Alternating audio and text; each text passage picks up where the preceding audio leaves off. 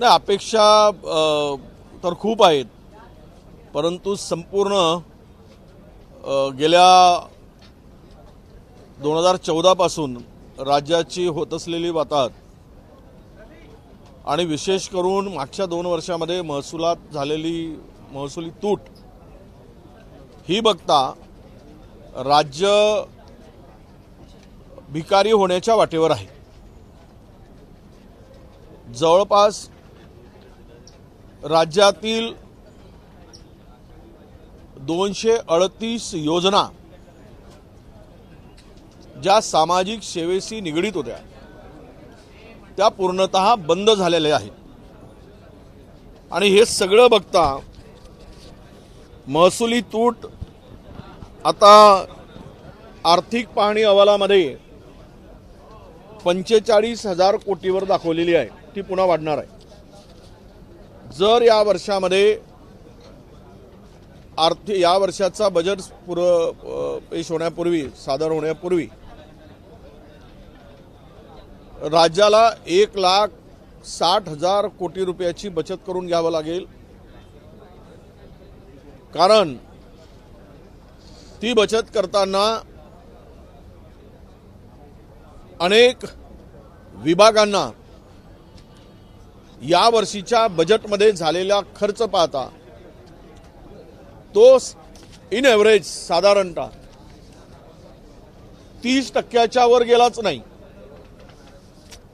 बजेटच्या प्रोव्हिजन आणि प्रत्यक्ष झालेला एक्सपेंडिचर हे 30% वर नाही। याचा अर्थ असा की पुन्हा मोठी कात्री लावल्याशिवाय एप्रिलमध्ये कर्मचाऱ्यांचे पगार सुद्धा होणार नाहीत, अशी दयनीय अवस्था राज्याची आहे। मग अशा परिस्थितीत जे आर्थिक पाहणी अहवालाचा विषय घेतला तर बेरोजगारी 3% वर आली आहे। म्हणजे 100 मुलाच्या मागे 3च मुलं आता बिना कामाचे आहेत, ज्याला हाताला काम नाही। म्हणजे हे ज्यावेळेस अमेरिकेचे राष्ट्राध्यक्ष गुजरातला आले होते आणि झोपडपट्टी झाकायसाठी दिसू नये म्हणून जे पडदे लावले होते ना, तसेच पडदे या आर्थिक अहवालामध्ये आम्हाला दिसून आले। तिथे जसं लपवण्याचं काम झालंय, याही आर्थिक अहवालामध्ये लपवण्याचं काम झालं। एग्रीकल्चरमध्ये झालेली घट आणि उद्योगामध्ये 2-3 प्रकारवर GDP हा ठरवला जातो, export, import, agriculture growth, industrial growth. पण हे सगळं पाहताना आज मात्र राज्यामध्ये देण्यासारखं काही नाही। शेतकऱ्यावर अपेक्षांचं ओझं आहे। कर्जमुक्त शेतकरी करायचं वचन सरकारने दिलं होतं। आम्हाला या बजेटमध्ये ते दिसतं काय ते आम्ही बघणार आहोत आणि सरकारने ते केलं पाहिजे। या राज्यातील बेरोजगारी आर्थिक पाहणी अहवालामध्ये जरी 3% दाखवते, ही लपवाछपवी आहे, ही शुद्ध बनवाबनवी आहे। राज्यातील बेरोजगारांचं प्रमाण खूप मोठं आहे आणि त्यासाठी मोठ्या प्रमाणामध्ये उद्योग वाढीसाठी इन्सेंटिव्ह देण्याची आवश्यकता आहे। कारण गुजरातमध्ये किंवा इतर नेबर राज्यामध्ये जे काही आपल्या उद्योग जात आहेत मोठ्या प्रमाणात, आपल्याकडे डोळच्या गुंतवणुकीवर तुम्ही जाऊ नका, ती प्रत्यक्ष गुंतवणूक नाही, ते करार आहेत, ते प्रत्यक्ष उतरतील यावर अपेक्षा ठेवू नये। कारण आमच्याकडे अजूनही वन विंडो सिस्टम आली नाही उद्योगात, की जिथे एकाच छताखाली सर्व उद्योगांना परमिशन मिळतील आणि वेत मुदतीत मिळतील, अशी कुठेही व्यवस्था नाही। अजूनही उद्योग विभागाला जमीन मिळवण्यासाठी पैसे मोजावे लागतात, घूस द्यावी लागते। ही सगळं वस्तुस्थिती आहे। यासाठी मला तरी वाटतं की या बजेटमध्ये आता राज्य डबघाईस आलेलं आहे। अशा स्थितीत किमान मला तरी असं वाटतं की शेतकरी, बेरोजगार यावर अधिक भर देण्याची आवश्यकता आहे। आणि ते या बजेटमध्ये आम्हाला दिसेल असं मला या ठिकाणी नमूद करायचं आहे। विशेष करून आपण हे जे काही इन्फ्रास्ट्रक्चरवर वाढ जी झाली किंवा दाखवली जाते नेहमी केलंच पाहिजेत, राज्याच्या पायाभूत सुविधा मजबूत झाल्याच पाहिजेत, परंतु त्यामध्ये रोजगार निर्मिती आणि ॲग्रिकल्चर प्रोड्यूसवर परिणाम होता कामा नये हा बॅलन्स सुद्धा सरकारने केला पाहिजे।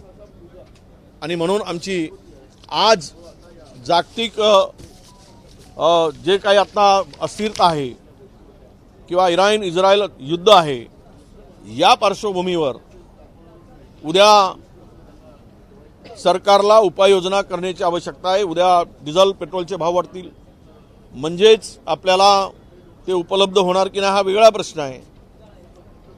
डॉलरची किंमत वाढत आहे म्हणजे एक्सपोर्ट इम्पोर्टमध्ये त्याचा फार मोठा परिणाम भोगावा लागणार आहे।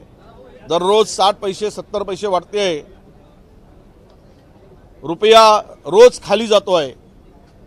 आता सरकारची पत खाली जात आहे की नाही हे मी म्हणणार नाही, परंतु ॲग्रिकल्चरवर याचा उद्योग ॲग्रिकल्चर म्हणजे शेती उत्पन्नावर याचा फार मोठा परिणाम होणार आहे आणि त्यातून कसा मार्ग काढायचा आणि शेतकऱ्याला वाचवायचं यामध्ये या बजेटमध्ये ते दिसलं पाहिजेत अशी आमची अपेक्षा आहे।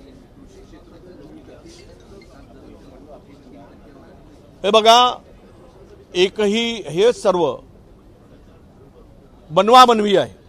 हा आर्थिक अहवाल पाहिल्यानंतर तुम्ही पूर्वी महाराष्ट्राच्या वर असलेले जिल्हे दाखवत होते, पण यावेळेस महाराष्ट्र हा वर आहे पण त्याच्या वरचे जिल्हे दाखवलेच नाहीत। केवळ आपले जिल्हे नाही, महाराष्ट्र राज्य, महाराष्ट्राची भारतातील जे राज्य महाराष्ट्राच्या पुढे आहेत त्याचा तिकडे उल्लेख केला नाही। कशाला लपवलं, का लपवलं तुम्ही? महाराष्ट्रावर आहे दाखवलं, त्याच्यावरचे का दाखवले नाहीत? खालचे 10-12 खाली दाखवले। आणि तुम्ही शहरी आणि ग्रामीण भागामध्ये जी काही एक दरी निर्माण होते आहे, तुम्ही मोजक्या 4-5 जिल्ह्यांचा उत्पन्न दरडोई 3 लाखाच्या वर आहे, पण निम्म्यापेक्षा अधिक जिल्ह्यांचं उत्पन्न 2 लाखाच्या आत आहे। हे वाढवण्यासाठी काय उपाययोजना आहेत हे पण काही त्या ठिकाणी दिसलेले नाहीत। बजेट पेश झाल्यानंतर पुन्हा आम्ही आपली सांगू, पण मला वाटतं राज्य डबघाईस आलेल्या राज्याकडून पुन्हा अधिक डबघाईकडे राज्य जाईल अशा प्रकारची व्यवस्था असू नये, या सगळ्या घटकांना न्याय देणारी अपेक्षा आमची आहे। मराठा उपसमितीची काल बैठक झाली, 12 लाख कुणबी प्रमाणपत्र हे देण्यात आलं असं उपसमितीकडून सांगण्यात आलेलं आहे, पण मराठवाड्यात 351च मिळाले हैदराबाद गाईडनुसार असं जिल्हाधिकाऱ्यांचं म्हणणं आहे। हे सगळे बनवाबनवी आहे, त्यावर मी माहिती घेतोय आणि मला वाटतं की संपूर्ण जेवढे SC ST आणि मायनॉरिटी सोडून सर्वांनाच 2-3 जाती सोडून OBC करून टाका, म्हणजे आरक्षण संपवण्याचा मार्ग मोकळा होईल आणि OBCला या सगळ्या प्रक्रियेतून त्याचा गळा घोटून बाहेर काढता येईल। सर्वच जर आलेत आत्ताच्या असलेल्या मर्यादित आरक्षणामध्ये तर कोणाच्या वाट्याला काहीच भेटणार नाही, तू भी भूका मैं भी भूका अशी परिस्थिती येईल आणि सगळे भुके येऊन एकत्र येऊन उद्या सगळ्यांना जीव देण्याची पाळी येईल।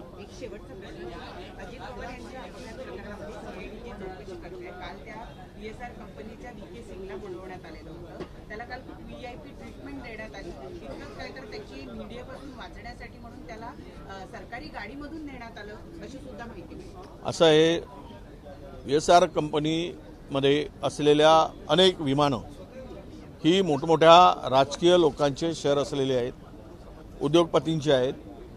त्यांच्याकडे फार तर 2-4 विमानं असतील स्वतःच्या मालकीचे, इतरचे विमानं तो चालवतो आहे, त्यामुळे त्याच्यावर प्रचंड मोठा वरदस्त आहे।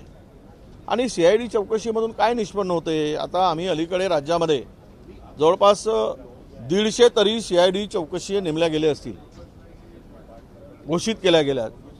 काय आउटपुट आहे त्याचं, इनपुट काय? हे सगळं काही वेळ मारून नेण्यासाठी केलेलं काम आहे आणि त्याला जर VIP ट्रीटमेंट मिळत असेल, सरकारी गाडीतून नेत असतील त्याच्या मालकाला, तर मला वाटतं या सगळ्या चौकशीचा केवळ फार्सच आहे, तो दिखावा आहे. त्यातून सत्य बाहेर येण्याची अपेक्षा कमी आहे. एबीपी माझा, उघडा डोळे बघा नीट.